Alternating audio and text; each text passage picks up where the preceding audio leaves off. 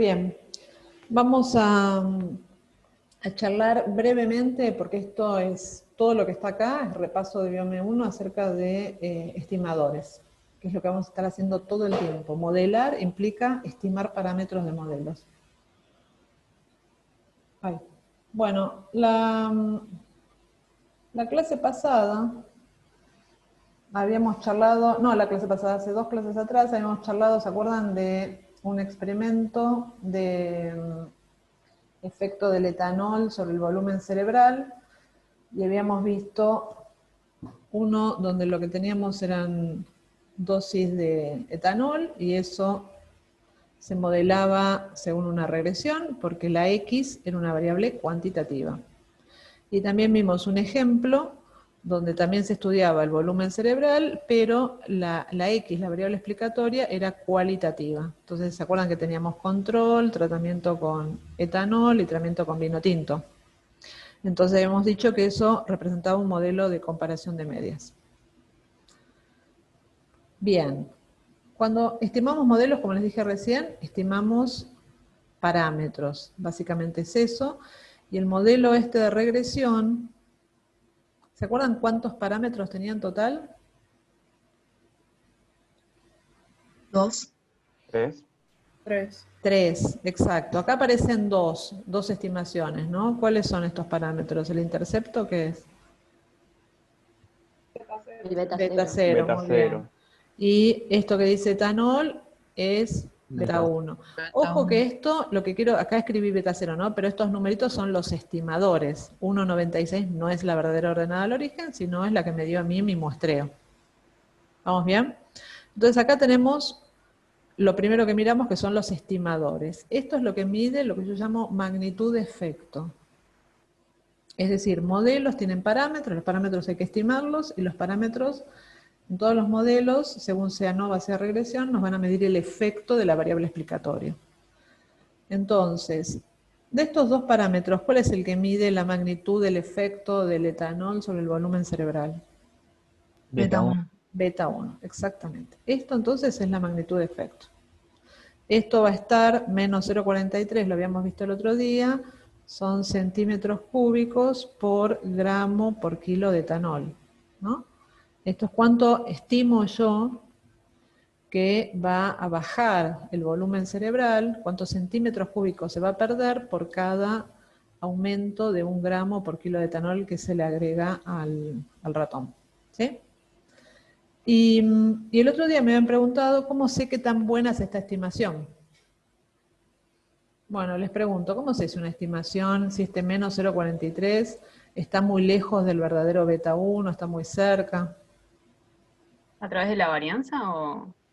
La varianza del estimador. No, bueno, podríamos decir la varianza del modelo, capaz me decías vos, ¿no? Que es el estimador del sigma cuadrado. Eso me da una idea de el sigma cuadrado, que es el tercer parámetro, ¿no? Uno es beta 0, beta 1 y la tercera es sigma cuadrado. Me da idea, no específicamente de la pendiente, me da idea de el ruido que tengo en mi modelo.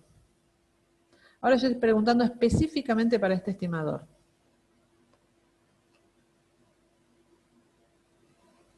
El R cuadrado. El R cuadrado es bien general, es del modelo. La pregunta sería, si yo tengo un estimador, cualquiera sea, puede ser una pendiente, puede ser una media, puede ser una diferencia de medias. El intervalo de confianza Un del intervalo. estimador. Bien, yo puedo tener A la amplitud. un intervalo de confianza, y el intervalo de confianza me va a dar un rango de valores donde yo puedo decir con cierta confianza que se encuentra el verdadero beta 1. ¿Vamos bien? Entonces el intervalo de confianza, esto es una estimación puntual. Este número de acá es una estimación puntual. Yo digo que la pendiente vale menos 0,44, pero eso me pasó en la muestra. Si quiero hacer inferencia, ¿qué hago? Y armo un intervalo de confianza. Ahora lo vamos a ver, el intervalo de confianza, que va a ser un rango de valores. Ese intervalo de confianza, ¿tienen idea por qué un intervalo de confianza va a ser más preciso? ¿Qué quiere decir que sea más preciso? Cuando es más Tenés chico más el intervalo. posibilidades ¿Más de encontrar tu posibilidades? respuesta. A ver, Probabilidad. charlemos Es eso. más acotado Bueno, más que los confianza. valores. Una cosa es la confianza y otra cosa es la precisión.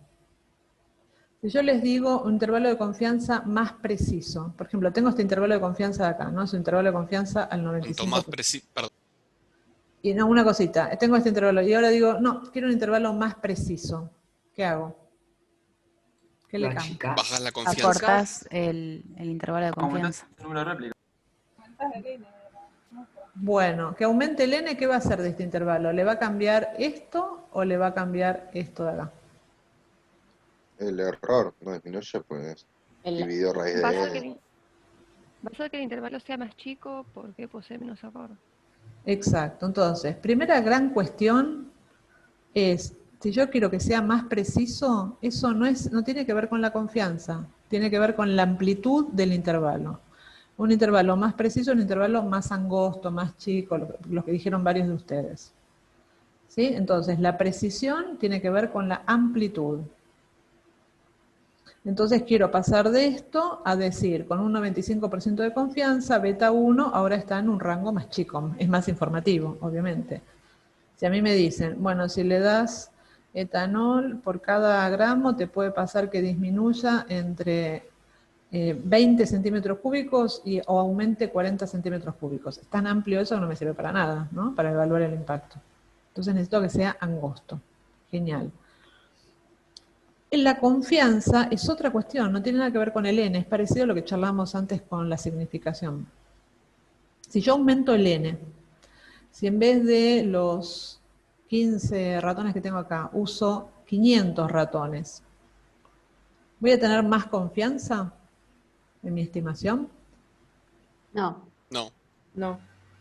La verdad que no, va a seguir siendo exactamente la misma. ¿Y de qué depende la confianza? ¿De dónde Es sale? arbitrario de El la error que vos- persona o sea, de la Del que algoritmo. está haciendo esto. Exacto, y la decidimos nosotros, no es que viene por los datos ni nada. Yo me planto y digo, voy a estimar con 95% de confianza. ¿Sí? Con lo cual, todas las decisiones que nosotros tomemos del N, de la variabilidad de los datos y bla, bla, esos no tienen nada que ver con la confiabilidad, pero sí con la precisión, con la amplitud del intervalo. Y ahora vamos a una cuestión muy formal que quiero que incorporen y es, intervalo de confianza vamos a estar usando todo el tiempo, porque como a mí me interesa evaluar la magnitud del efecto, me interesa esto como resultado de este ensayo, esto así solo no me sirve de nada, que necesito un intervalo de confianza. Y un intervalo de confianza muy amplio tampoco me sirve, que quiero un intervalo de confianza así. Y estadísticamente, ¿qué es lo que define que un intervalo de confianza sea más ancho o más angosto, formalmente? El error. El error. El error estándar. Error estándar, quiero que lo pongan a tope en la lista de conceptos estadísticos. Error estándar, error estándar, error estándar. Ahora vamos a ver las fórmulas, pero el error estándar es la parte esencial que define la amplitud del intervalo. Adentro del error estándar está esta varianza de acá. Adentro de este error estándar está el n. ¿Sí? Entonces, tener mucho error estándar, si esto es muy grande, ¿qué va a pasar con el intervalo de confianza? Va a ser poco preciso, va a ser muy amplio. Si el error estándar es chico, voy a pasar a lo de acá abajo. ¿Y de qué depende el error estándar? Depende de la varianza del modelo, que ya la charlamos, y depende de la cantidad de réplicas. Y de otras cosas, depende no del estimador, ¿no? Pero básicamente de esas dos cosas. Esa sí es la varianza del modelo. Esta es Del la error varianza del estándar. modelo. No. Error estándar es el desvío estándar del estimador. Error estándar sería, este de acá sería el estimador de sigma de el estimador de la pendiente. Igual ahora en las diapos se los aclaro, pero quiero que incorporen eso fuertemente. Error estándar, que es, para cualquier estimador vamos a tener un error estándar. ¿Qué mide el error estándar? Mide la variabilidad de mi estimador.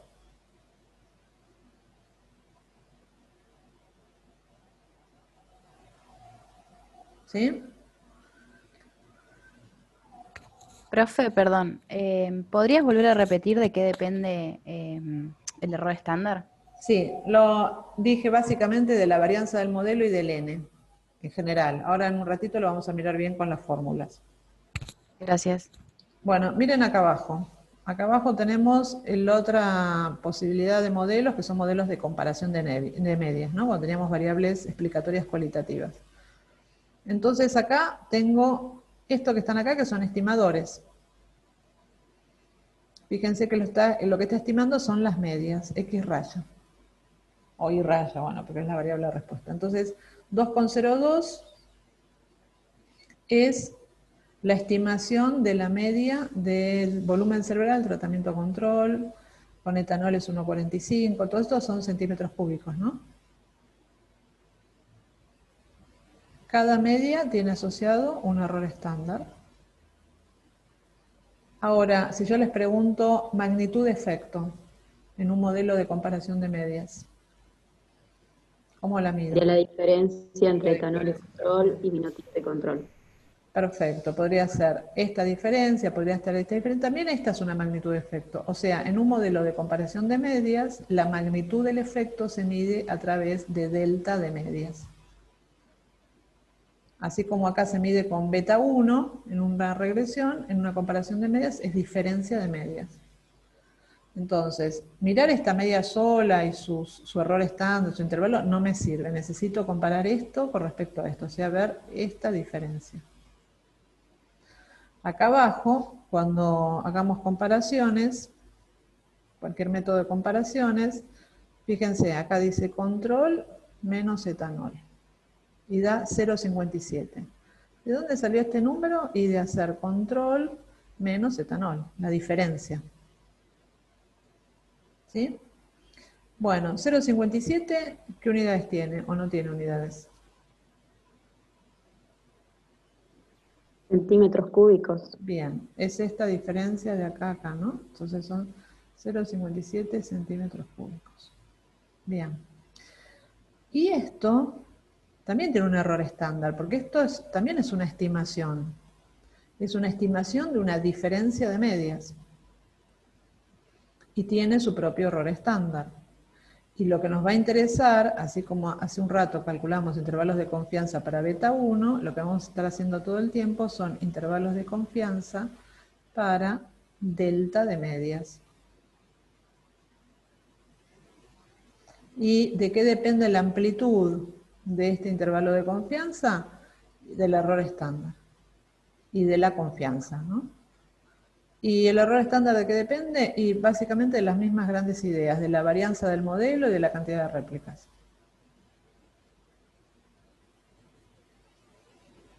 La varianza del modelo es la varianza que tiene en cada tratamiento, o sea, la distribución. O sea, Era el sigma, ¿te acordás? Lo vimos las dos clases pasadas. Era la normal, para cada tratamiento asumíamos una normal y esa normal tiene una varianza, que en principio suponemos que es la misma para todos los claro, eso. tratamientos o para todos los niveles de la X. Ok. Y te hago otra consulta. Si vos, por ejemplo, eh, no tenés réplicas en cada tratamiento, ¿cómo hace para estimar esa varianza? Vos, por No tener ejemplo, réplicas no puede ser estadística, haces un descriptivo nada más. ok, solamente calculás la pendiente y nada más. Ok. Bueno, entonces, esto medio lo paso rápido, pero son métodos, cómo estimamos los parámetros, ¿no? Es ese numerito de acá, el 1, estas estimaciones de acá, estas estimaciones de acá, todas las estimadores que estuvimos calculando, cómo salieron, cómo se averiguan estos números. Entonces hay métodos de estimación, el que usaron a todo trapo en Biome es el método de mínimos cuadrados ordinarios o cuadrados mínimos, que es un método que lo que hace es minimizar, sea lo que sea, es minimizar la suma de los valores observados menos los valores esperados o predichos por el modelo elevados al cuadrado. sería esta idea, ¿no? Buscar un mínimo. Acá lo que buscamos es un mínimo. Buscamos cuáles son los valores de los parámetros tales que minimicen esta sumatoria. Entonces, en un modelo de regresión sería cuál es el valor de beta 0 y de beta 1, cuáles son los valores de los estimadores, tales que si yo hago esta cuenta, el resultado que tenga es el mínimo posible para todos los valores de beta 0 y de beta 1 que existan. Esto no se hace por iteración, esto, digamos, a partir de esta consigna se plantean derivadas de los coeficientes, de los estimadores, perdón, y tiene una solución única. O sea, hay una formulita que si yo aplico esa formulita, estoy minimizando esta sumatoria. ¿Sí? En general es el método clásico, porque son cuentas que se pueden hacer a mano, como hay una fórmula cerrada, ustedes reemplazan y ya lo tienen. Este método requiere, para que esto funcione, requiere que los datos sean independientes, que haya distribución normal, o sea, para los modelos no normales no nos sirve, que las varianzas sean constantes. Es un método que no anda muy bien si tienen desbalanceo, los parámetros pueden estar estimados con sesgos. Y bueno, acá está en realidad. Si no se cumplen los supuestos, los parámetros siguen siendo insesgados, pero los errores estándar no, y entonces los intervalos, los p-valores, etcétera, no me sirven.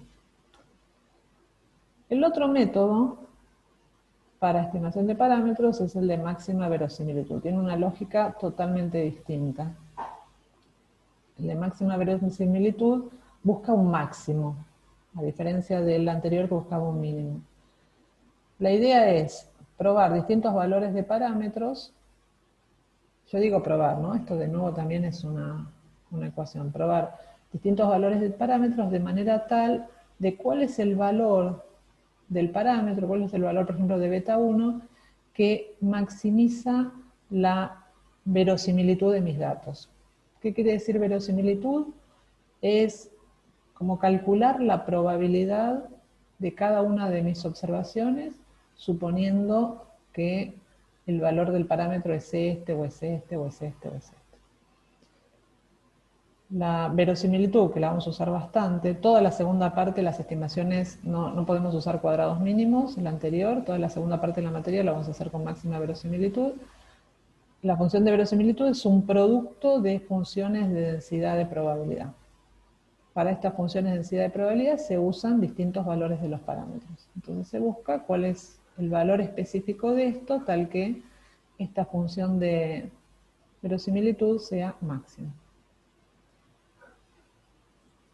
Bien, acá es crítico que la distribución de probabilidades sea la que realmente nosotros estamos postulando, ¿no? Porque como esto se basa en un producto de funciones de probabilidad, si la función es incorrecta porque yo digo que es Poisson y en realidad los datos no son Poisson, entonces obviamente los resultados no son creíbles.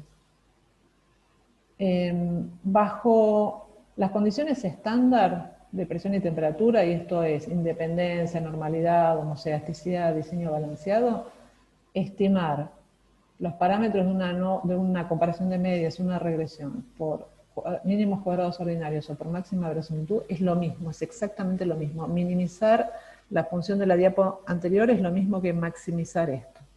¿Sí? Se demuestra matemáticamente, es lo mismo. Fuera de esas situaciones, que vamos a ver que es muy común, o que falla la normalidad, o que falla la independencia, bla, bla, ya no son equivalentes y entonces vamos a estar viendo cuándo usamos uno, cuándo usamos el otro. En general, vamos a estar usando mucho más máxima verosimilitud que mínimos cuadrados ordinarios.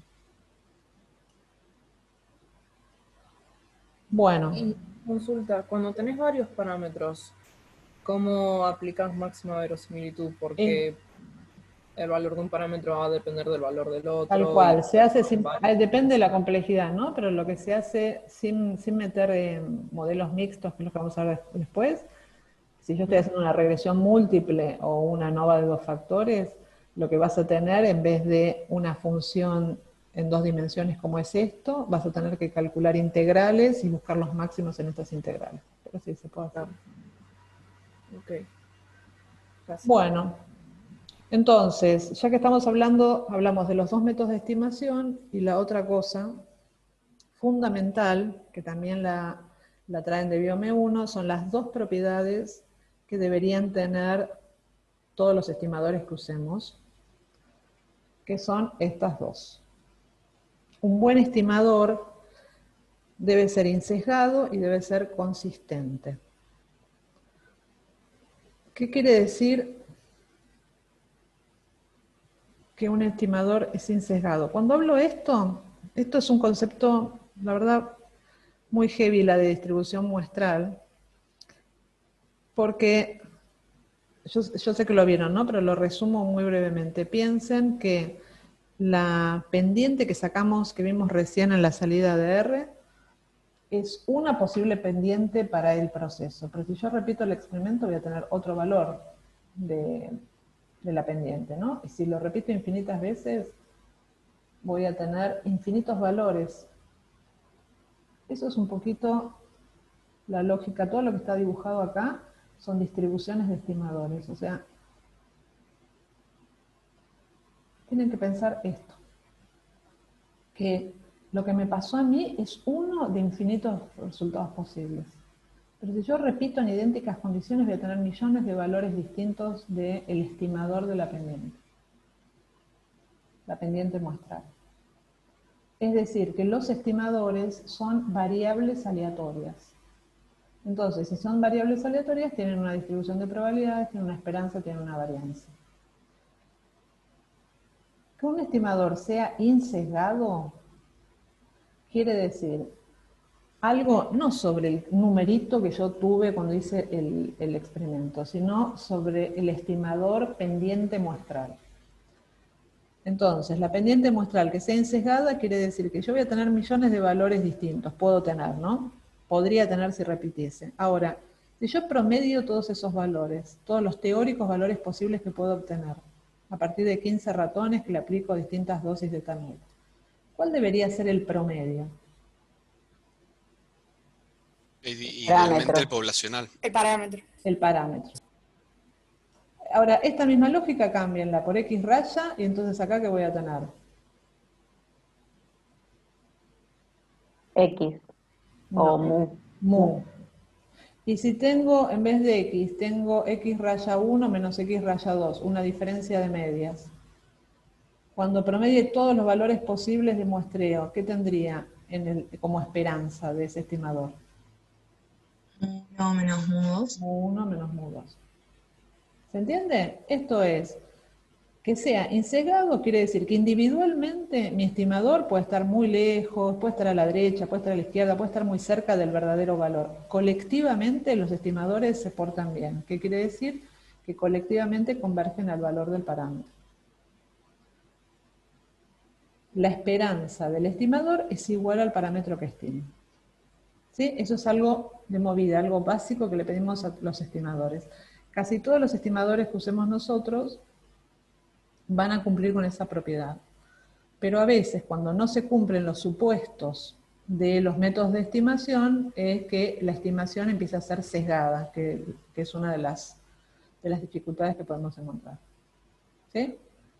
Bueno, entonces, eso es insesgadez. Ahora voy a dibujar la distribución de probabilidades de los estimadores. ¿Qué forma tiene la distribución de probabilidades de los estimadores? Hay una cosa hermosa que pasa gracias al teorema central del límite, que dice que si yo saco un montón de muestras posibles y en cada una calculo la pendiente, calculo la media, calculo el delta de medias, calculo todos estos estimadores, cualquiera de estos, todos estos, un montón de estimadores que vamos a usar a full nosotros, tienden a tener una distribución normal. Eso es fantástico, porque eso nos permite que pase eso, teorema central del límite, eso nos permite poder armar intervalos de confianza, hacer pruebas de hipótesis, todo eso se basa en esto, en que los estimadores tienen una distribución que converge a la normal a medida que el n tiende a infinito, ¿no? Así que repasen teorema central, le debemos la mitad de la materia más o menos al teorema central del límite. Entonces, nuestros estimadores, al menos los más famosos, los que vamos a usar acá, pendientes y diferencia de medias, tienden a tener una distribución normal. Bueno, y lo último, consistencia. Es otra propiedad deseable de los estimadores. ¿Qué es la consistencia? Es esto que se ve acá en el dibujito. A medida que aumenta el n, la distribución del estimador se hace más compacta. ¿Lo ven? Esto es con un n de 3 y esto es con un n de 20. Lo que está graficado no es la variable, son los estimadores. Eso es O sea, disminuye el porque error estándar. Exactamente, ese es el punto. La consistencia me dice, básicamente tiene que ver con que el n figura en la fórmula del error estándar. Entonces, a mayor n, menor error estándar. Por lo tanto, quiere decir que la distribución es más compacta. Y eso es genial, porque entonces, cuando yo saque una muestra aleatoria de esta distribución y mi estimador tiene más chances de estar cerca del verdadero valor del parámetro que si saco algo de acá.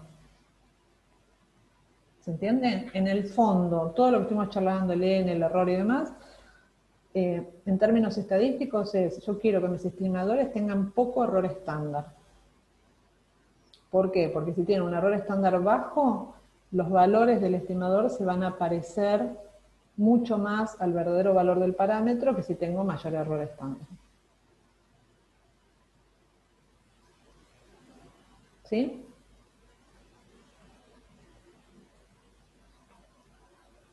Bueno, todos estos son conceptos ladrillo, lo llamo yo, son densos. Obviamente no son para 10 minutos en esto, porque se supone que ustedes ya lo están trabajando desde Biome, así que repasan estas diapos con respecto a propiedades de los estimadores.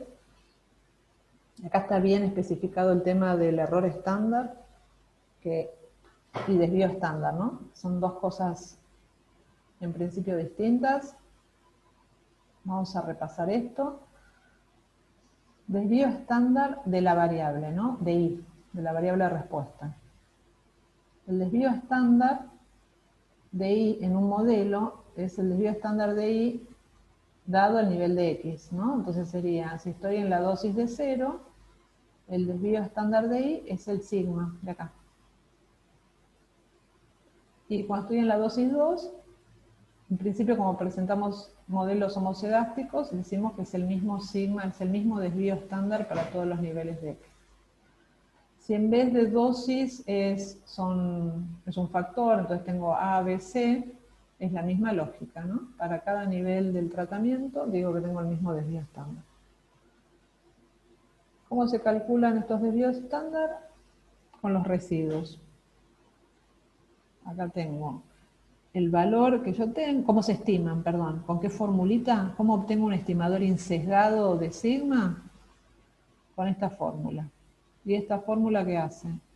Calcula la distancia de los datos de mi muestra con respecto al valor predicho, los eleva al cuadrado y los divide por estos grados de libertad. ¿Sí? Es la fórmula de desvío estándar clásico que vieron ustedes. Esto está estimando sigma, esto sería el desvío estándar del modelo. ¿Sí? Bueno, y lo que estuvimos charlando de estimadores es error estándar. ¿Qué es el error estándar? Es un desvío estándar, pero es el desvío estándar de un estimador. No es nada que nosotros vayamos a medir en nuestro muestreo, ¿no? Es algo que se deduce a partir de fórmulas. Entonces, bueno, acá está lo que charlamos, la idea de la precisación en la estimación, y acá les puse los tres que más vamos a usar, ¿no? Todo esto es, cuando pongo S de I raya, es el error estándar de una media muestral. S de I raya 1 menos I raya 2, acá no se le ve la raya, pero está, es el error estándar de una diferencia de medias muestrales. Y esto es el error estándar de la pendiente, un coeficiente de regresión. Entonces, ¿cómo se calculan? Hay distintas fórmulas, acá están, cómo se obtienen los errores estándar. Pero lo que quiero que vean es elementos comunes que estuvimos viendo recién, y es que ¿quién aparece? Ese cuadrado. Ese cuadrado es, si acá tengo sigma o sigma cuadrado, ese cuadrado es la estimación de esto. ¿Ven? Aparece. Es decir, en la fórmula del error estándar importa la varianza del modelo, el desvío estándar del modelo. Si tengo mucho ruido, y mis errores estándar van a ser más grandes. ¿Y qué otra cosa aparece? El n. Aparece el n, aparece el n, y acá no está explícito el n, pero esta sumatoria, cuantos más datos tenga, más grande va a ser esta sumatoria. Y por lo tanto, menor va a ser el error estándar. ¿Sí? Profe, una pregunta. ¿El error estándar es lo mismo que decir error muestral? No. El error muestral en un intervalo de confianza es el error estándar multiplicado por un test, por un percentil, por algo de una tabla que tiene puesto acá el nivel de confianza. O sea, el error de muestreo es el más menos que le damos al estimador para armar los intervalos de confianza. Ok, gracias. Bueno, entonces, en definitiva, ¿cuál es el concepto que quiero que tengan? Tenemos los estimadores y hay algo de los estimadores que nos va a interesar muchísimo, que es el error estándar de los estimadores. ¿De qué información me da? Me da con qué precisión estimé a ese estimador. ¿Cómo se obtienen los errores estándar? Por fórmulas. ¿De qué dependen? Básicamente y groseramente de dos cosas. La varianza que yo tenga en mi variable de respuesta, esto de acá, esta amplitud, si yo tengo mucha variabilidad, eso va a repercutir en mi error estándar, y del esfuerzo de muestreo, el n. ¿Cuántos datos usé para calcular esos estimadores? Que eso, o sea, esto me juega en contra, mucha varianza, peor error estándar, y esto me juega a favor. Mayor n, menor error estándar. ¿Sí? Entonces mis estimaciones van a ser más precisas. ¿Eso se entendió? Después esto hay que releerlo, repasen, yo ahí les di el Queen, es un libro excelente para lo básico, es una biblia, tiene un montón de temas distintos, pero abordados de forma muy amena y muy aplicada. Ese es el error estándar en estas fórmulas, digamos. Es cómo se calcula lo que te tira la salida de R al costado del estimador. Sí.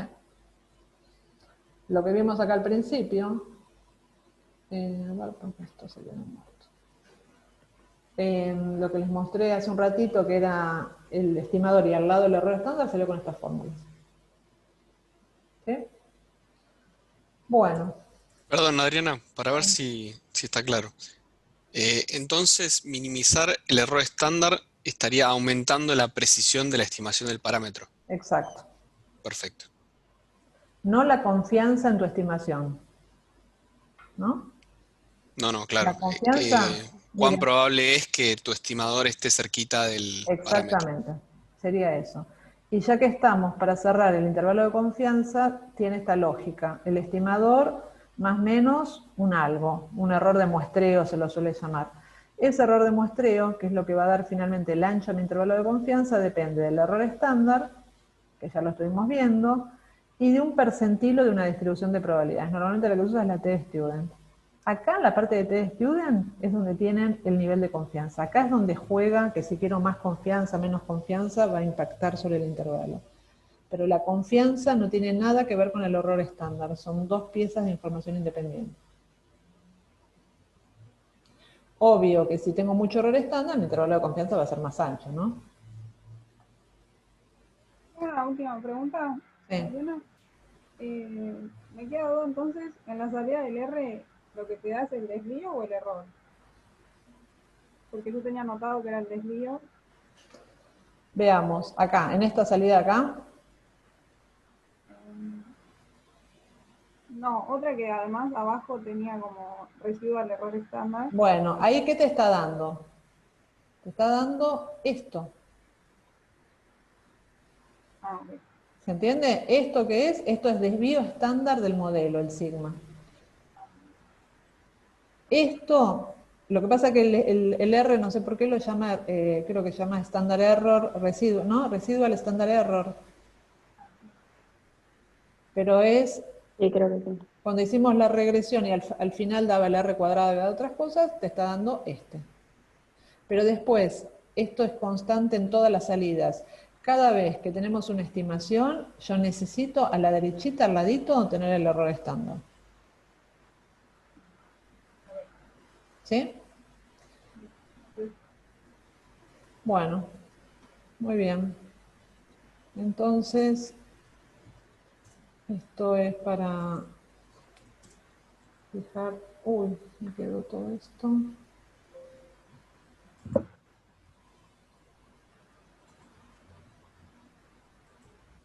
Esto es horrible. Tengo un cacho. Se borra con la barra de para editar. Es medio plomo, así que tengo que borrar cada vez. Adriana, si pones el tachito en anotar, borra todo de una. Ah, genial. Ay, perfecto. Gracias. Bueno, entonces, esto ya está. Esto ya está. Hay una cosa muy linda que se llama Bootstrap, pero lo voy a dejar para después. Que es les comento solamente que es una alternativa cuando no tenemos estas fórmulas, ¿no? Esto es muy lindo que está acá. Cómo calculo el error estándar, el R me lo da porque hay una fórmula y demás, pero hay a veces situaciones donde estamos calculando estadísticos que no tienen una fórmula cerrada de error estándar. Por ejemplo, la mediana. La mediana como estadístico no tiene una fórmula asociada de error estándar. Entonces eso limita un montón porque no se puede hacer inferencia. Entonces este método de muestreo, perdón, este método Bootstrap, que se conoce como método de remuestreo, ayuda para eso. Pero se los voy a contar, voy a ver después cómo lo hago porque quiero que avancemos sobre estos otros temas. Acá está, de vuelta, vuelvo al nivel de confianza, al intervalo de confianza, perdón, que lo tienen bien claro, pero quiero que vean, había una pregunta en el primer cuestionario que tuvo una tasa de fallas bien media alta para mi gusto.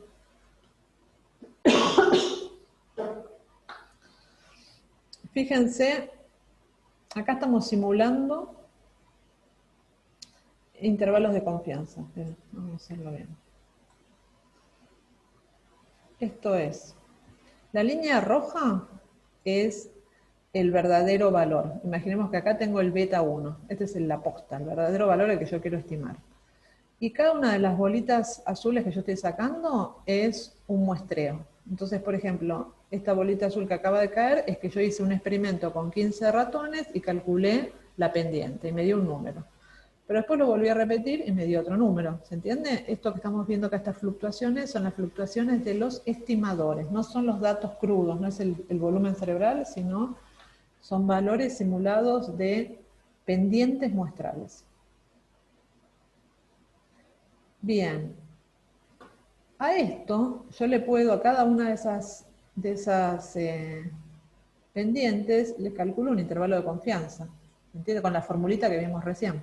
El intervalo de confianza es al estimador sumarle y restarle un error muestral, se llama error de muestreo, que es el error estándar multiplicado por un estadístico T. Entonces, fíjense que si yo fijo mi confianza en 95%, ¿qué quiere decir que mi confianza sea del 95%? De cada 100, 95 van a estar, o sea, van a atravesar la media. Van a contener el verdadero valor del parámetro, exactamente. ¿Sí? Repito eso, esto es fundamental que lo entiendan, el que mide el nivel de confianza es de cada 100 intervalos que yo construya con ese tamaño de muestra y con ese nivel de confianza, espero que 95 contengan el verdadero valor del parámetro. Y fíjense, o sea que espero que solamente 5 se pifian, ¿no? Que 5 me quede un intervalo, miren, como este que salió ahí, ¿ven este que está en rojo?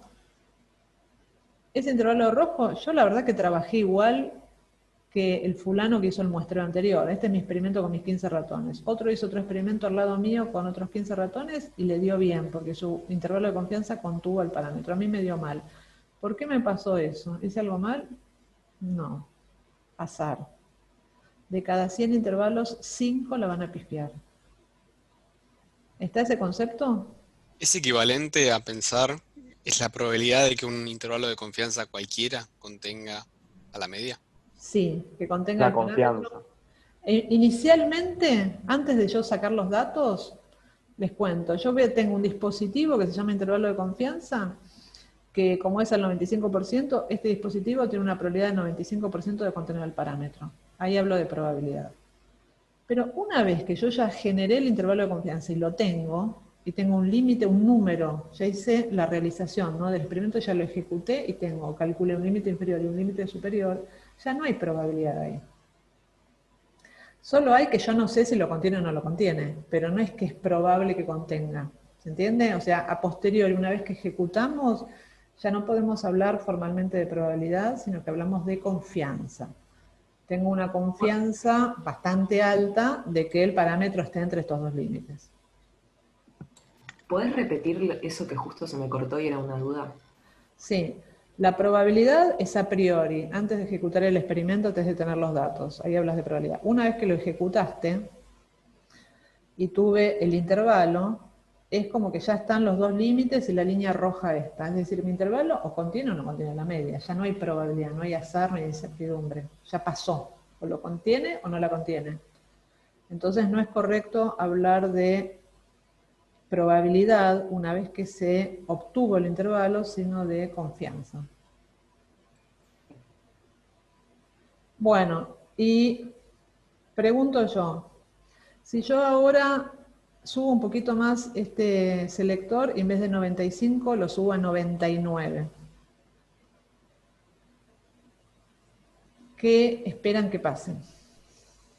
Y es muy probable que todos, o la gran mayoría, incluyan a la media poblacional, pero Perfecto. también tenés un montón de valores posibles, es como decirte, bueno, sí, cualquiera puede ser. Muy bien, perfecto lo que estás diciendo. Es decir, que yo esperaría pifiar menos, es decir, que 1 de cada 100 esperaría que queden afuera, pero ¿qué le va a pasar al intervalo? Pero Se Va a perder precisión. Son menos precisos. Exactamente, va a ser menos preciso, va a pasar eso. ¿Y por qué? ¿En qué parte de la fórmula, qué cambió? ¿Cambió el error estándar? ¿Me da menos preciso porque tengo más error estándar? No, cambió el T. No cambió Cambió nada. el T. Cambió la estadística. La longitud del intervalo. Cambió la longitud del intervalo, pero cambió, no por, acuérdense, el intervalo de confianza tiene las dos partecitas, error estándar y el T, un percentil de una distribución. El error estándar es el mismo, porque la varianza del modelo es el mismo, el N es el mismo. Cuando cambié la confianza, cambié la otra parte, la parte del T. ¿Se entiende? Eso es lo que quiero que diferencien, el tema de la confianza con el tema del error estándar. ¿Sí? Y pregunto, esta misma situación, 95% de confianza, yo ahora digo, en vez de 15 ratones, voy a empezar a hacer mis experimentos con 30 ratones. ¿Qué esperan que pase? Y ahora los Se puntos angosta. deberían caer más cerca del promedio, pero los intervalos no deberían agrandarse, ¿no? A ver, los intervalos se van a hacer, van a estar iguales. chicos. Se van a hacer más pequeños. chicos. Se van a hacer más chicos. Y Pero no vamos a cambia la incorporar- confianza. Vamos a incorporar lenguaje. ¿Más chicos qué quiere decir? Más preciso. Más precisos. Vamos a tener intervalos más precisos, intervalos de menor amplitud, más angostos. ¿Por qué? Porque aumentás el N y reducís el error El error estándar. estándar. Exactamente. ya ustedes pueden hablar con más propiedad. Entonces, aumentar el N tiene un impacto específico en la estimación, que es bajar el error estándar. Ya lo vimos en las formulitas. Entonces, aumentar el N baja el error estándar. Eso hace que el intervalo sea más preciso. ¿Y qué pasa con la confianza? Oh, se mantiene igual. No cambia. Al de No 15. cambia. Es decir, que espero que de cada 100, 5 queden afuera. ¿Se entendió? ¿Que van por vías separadas? Sí. Sí, sí. Genial. ¿Y eso cómo se traduciría en lo que estamos viendo acá? O sea, ¿queda igual o vamos a tener como que, o sea, no me concuerda de... Mira, acá el tamaño muestral es 5. Si Sí. yo ahora lo subo, no sé, a 15,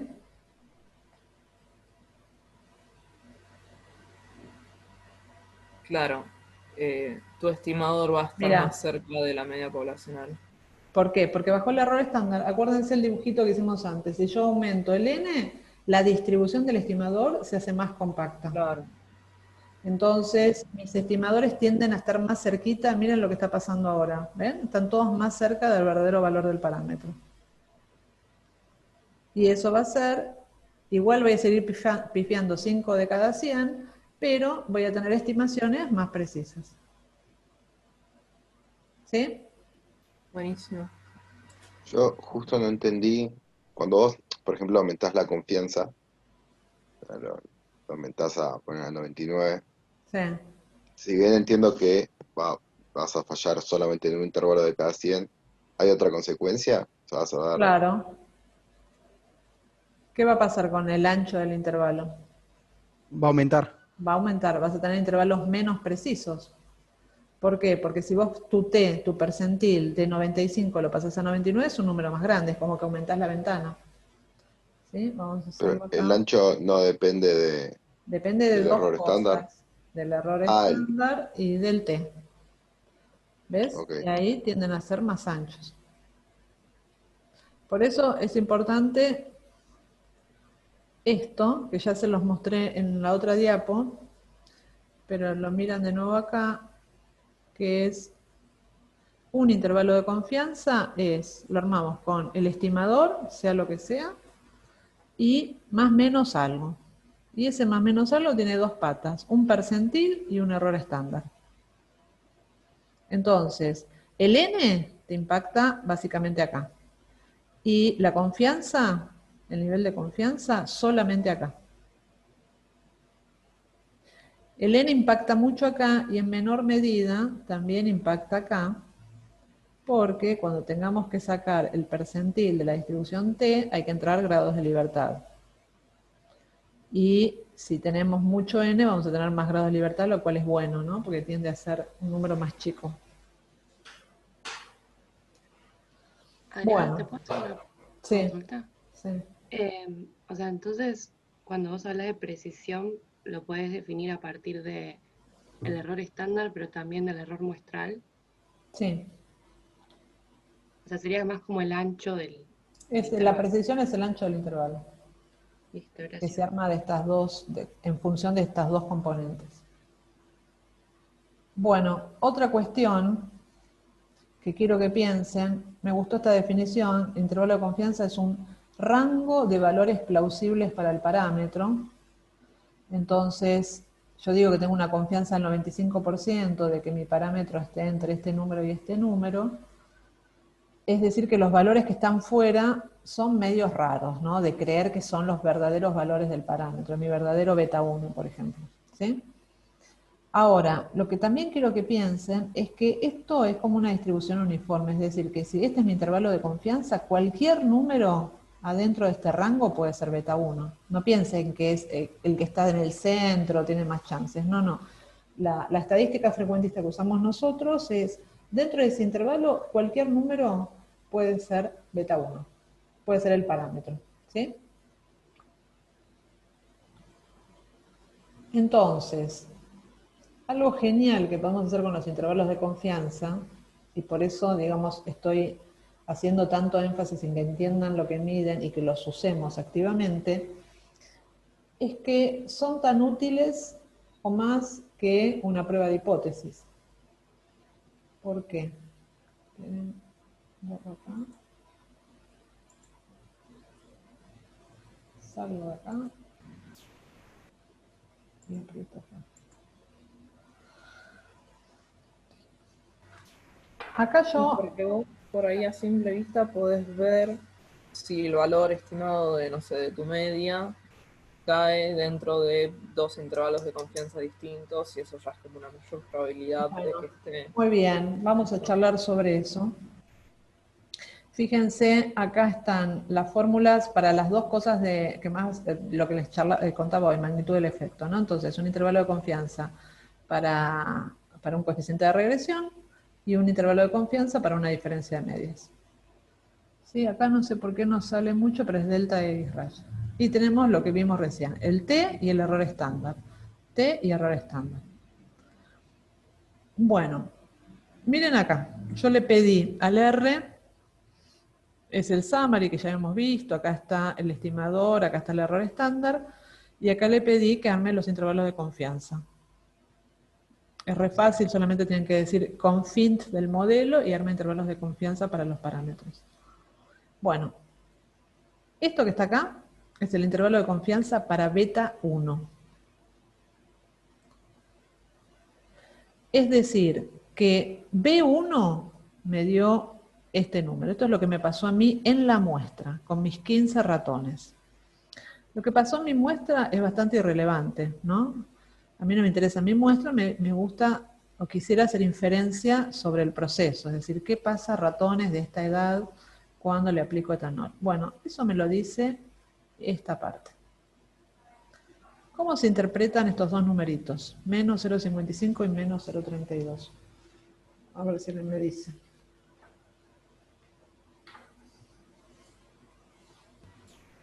Son el máximo y el mínimo valor que puede tomar beta 1. O sea, beta 1 puede tomar cualquier valor dentro de ese rango. Sí, pero también podría tomar valores fuera, no es que es imposible que tome valores afuera. El estimador, ¿no? Sería. Con un 95% de confianza está dentro de ese rango. Bien, ¿está dentro de ese rango quién? El intervalo de confianza.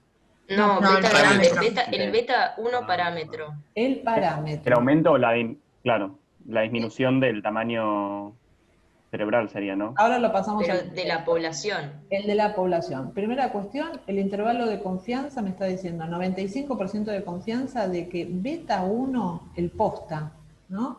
El poblacional esté entre menos 0,55 y menos 0,32 centímetros cúbicos por gramo, ¿sí? De etanol. ¿Vamos bien con eso? Ahora lo vamos a pasar a contexto. ¿Eso qué quiere decir? Porque esto es magnitud de efecto. Entonces, ¿qué efecto tiene el etanol sobre el volumen cerebral?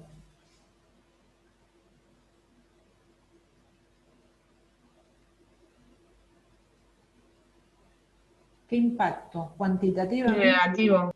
Negativo, porque me dio negativo. ¿Y qué quiere decir esos dos numeritos, 0,55 y 0,32? Que disminuye entre esos valores en centímetros cúbicos. Por cada gramo de, por cada gramo de etanol. Entonces, estamos diciendo que estimamos que el efecto del etanol sobre el volumen cerebral es una disminución del volumen cerebral, porque esto es negativo, ¿no? Una disminución que puede estar entre 0,32 y 0,55 centímetros cúbicos por gramo de etanol. ¿Entiende? Esto le pasó a los 15 ratones, pero esto le pasa casi seguro, 95% de confianza, a cualquier ratón. Va más allá de la muestra. Entonces, evaluamos el impacto del etanol sobre ratones de esta edad, bla, bla. ¿Y qué número no está? Hay un número importante que no está dentro de este intervalo. El 0. Exacto. Entonces, ya solamente mirando este intervalo de confianza, yo ya sé que el P tiene que ser menor al 5%. Aunque no haya visto, me hayan mostrado esto, yo ya sé que el beta 1 difiere significativamente de 0. ¿Se entiende? Porque 0 no está comprendido en el intervalo. Entonces, el intervalo de confianza tiene doble funcionalidad. Por un lado me dice si el coeficiente es significativo o no, es mirar si el 0 está ahí adentro, y además me da la magnitud del efecto. ¿Lo ven? Y lo mismo lo podemos hacer para comparación de medias. Yo acá también hice el intervalo de confianza para cada media, pero el que más me interesa a mí es este, para la diferencia de medias, que es la magnitud del efecto. Entonces, a ver, esto es control menos etanol, y eso me dio estos dos números. A ver si alguien me puede decir qué quiere decir esto.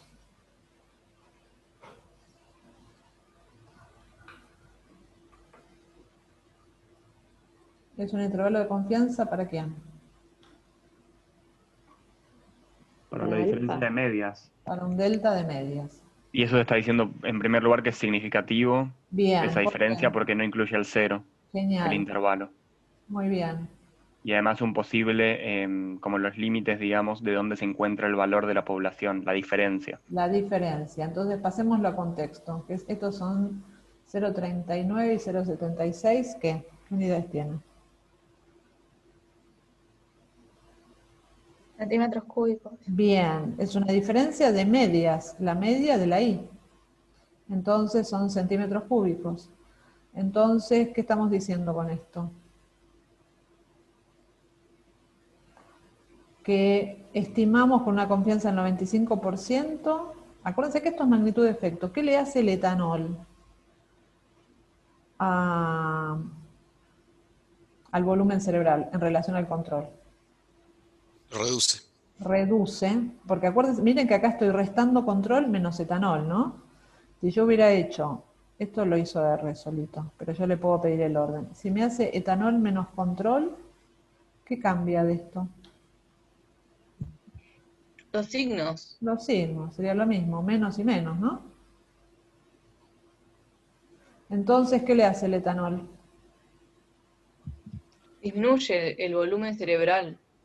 Muy bien, disminuye el volumen cerebral en promedio entre 0,38 y 0,76 centímetros cúbicos, con 95% de confianza. ¿Se entiende? También tenemos la magnitud del efecto. ¿Cuánto pierde de volumen cerebral por el hecho de haberse tratado con etanol? ¿Lo ven? Y como bien dijimos antes, fíjense, esta tampoco incluye el T0, esta tampoco incluye el 0, es decir que las tres comparaciones son significativas. ¿Sí? Cuando lo hicimos con la pendiente acá en etanol, ¿no decíamos que era en promedio también? Sí, todos son A promedio. las dos. En los dos son promedio. Esto es por cada, solamente que acá decís por cada unidad de la X, ¿no? Por cada gramo de etanol se estima que en promedio el volumen cerebral disminuye entre 0,55 y 0,32 con 95% de confianza.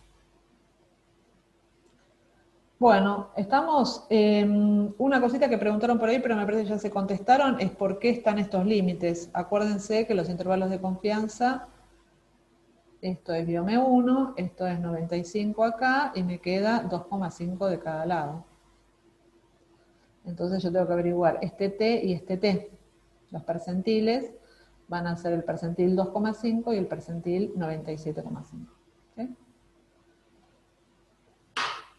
Esa distribución T-Student es la distribución del estimador, ¿no? Exactamente. Esto es la distribución del estimador. ¿Por qué no usamos la normal? Si hace un rato dijimos que por teorema central del límite podíamos asumir normal. Porque la varianza no se ignora. Porque la varianza poblacional se ignora, exacto, y lo tuvimos que estimar en base a nuestros datos. Entonces eso hizo que, si bien la distribución del estimador de beta 1 y el estimador de delta de I raya, del estimador de X raya, todos esos sean normales, nosotros necesitamos usar la distribución T-Student porque desconocemos ese S cuadrado, que es el, sigma cuadrado, la varianza poblacional. La estimamos. Pregunta, ¿y esa estimación de la varianza poblacional de parámetro la hace con un bootstrap o Porque yo solamente saqué un valor de parámetro. Esa la sacás con la fórmula. No, no usamos Bootstrap. Es la fórmula que les di de desvío estándar. Ok. ¿Sí? Bueno, ¿más o menos entendió? Sí. Sí. Sí. Bien, entonces esto estaría, y ahora que me pasa. Y la última, creo que es la última de intervalos de confianza, que es, este paper está muy lindo, que le da énfasis a esto de los intervalos de confianza, y es un poquito de cuando estamos, perdón, vuelvo un momento, cuando estamos en comparación de medias, que es esta parte de acá, ven que acá también tienen intervalos de confianza, pero estos son intervalos de confianza para cada media. Pero yo les dije que la magnitud de efecto de la posta está acá. Bueno, eso es lo que les quiero mostrar acá. Cuando uno comunica los resultados, que lo charlamos en la primera clase, nos va a interesar no solamente que hagan buenos análisis estadísticos, sino que también incorporen habilidades de comunicar resultados. Entonces, cuando uno hace un grafiquito, por ejemplo acá podría ser, ¿no? Tratamiento A, tratamiento B, ya estamos con comparación de medias. Formato de comparación de medias, la variable explicatoria es cualitativa. Yo muestro la media de un tratamiento y la media del otro tratamiento. Y le hago, lo que está acá es el intervalo de confianza, ¿no? Bueno, lo que me sirve, esto quiero que piensen, que incorporen esta idea. Para saber si estas dos medias difieren o no, yo le puedo poner el sistema de letras, AB, lo que fuera, pero no sirve esto de fijarse si se superponen los intervalos de confianza de cada media. Lo que tenemos que mirar para saber si dos medias difieren significativamente es el intervalo de confianza para la diferencia. Ese es el posta, es lo que charlamos recién. El intervalo de confianza para la diferencia de medias, ¿incluye o no incluye el cero? Fíjense acá, este es el intervalo de confianza para las diferencias. ¿Se les cortó a ella? ¿Me escuchan? Sí, se cortó. Profe, se te cortó. Perdón, profe, no te escuchamos. Cuando dijiste que no servía Ah, ok. Bueno, miren acá. el solapamiento. Estas medias, yo leo esta media acá y leo esta media acá, ¿no? Esta de acá. Y esto es una diferencia de medias. Esto es la media de A menos la media de B. Y entonces, este intervalo es el intervalo de confianza para la diferencia de medias. Este es el que tengo que mirar. Entonces pregunto, ¿qué dicen? ¿Difieren A y B? No, Y porque el incluye intervalo el no cero. incluye. ¿Ven? ¿El intervalo incluye el cero? Entonces, el intervalo incluye el cero, eso me está diciendo que esas dos medias no difieren significativamente. Ahora, puedo tener situaciones donde los intervalos de confianza para la media se solapen, este ejemplo de acá. Y están todos los datitos, y está todo en el paper, ¿no? Tengo esta media, tengo esta otra media, les armo los intervalos de confianza del 95% y ven que se superponen las barras. Y sin embargo, si ustedes hacen la prueba de hipótesis, da significativa. Este otro caso que se tocan ahí en el borde también da significativo. Si las dos intervalos de confianza para las medias no se solapan en absoluto, ahí seguro van a tener diferencias significativas. Pero puede haber situaciones donde los intervalos de las medias se solapen y que haya diferencias significativas. Con todo esto que les quiero decir, que lo que importa es la diferencia, el intervalo de confianza para la diferencia de medias, no los intervalos de confianza para cada media.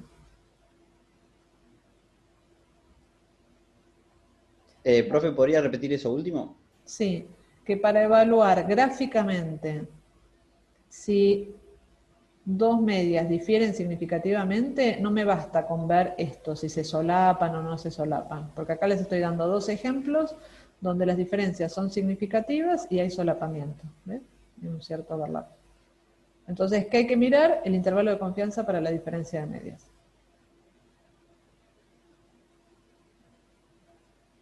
Gracias.